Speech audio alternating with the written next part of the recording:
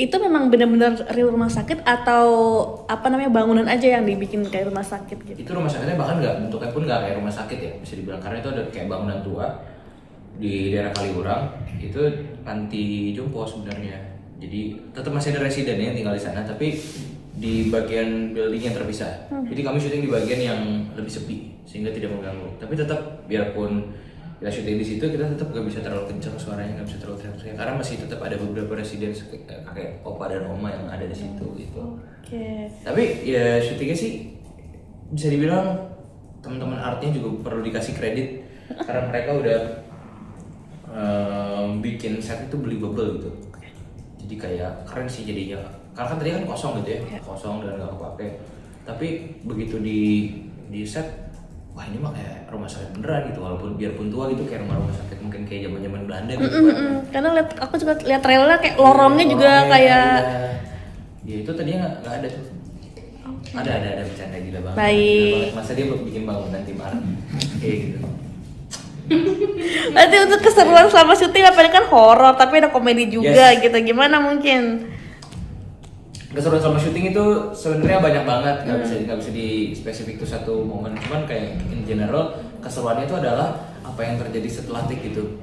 Biasanya setelah take itu kita biasanya masih bisa ngebahasin, bisa panjang lebar dan cari celah terus untuk nimpalin jokes yang tadi kita baru praktekin di scene gitu. Jadi rasanya seru banget, apalagi kita syuting sama teman-teman yang kocak-kocak ya.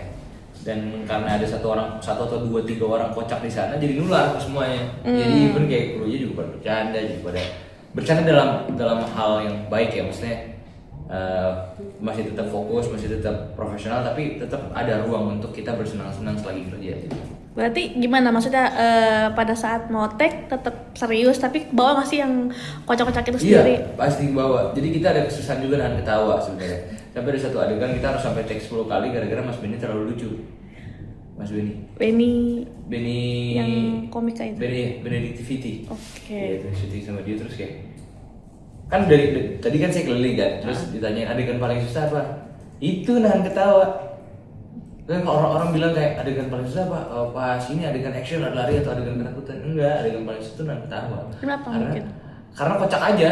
Misalnya Mas Benny diem aja tuh lucu, gemes. Banyak lagi mukanya. Gemes mah aneh banget deh. Dia lucu banget.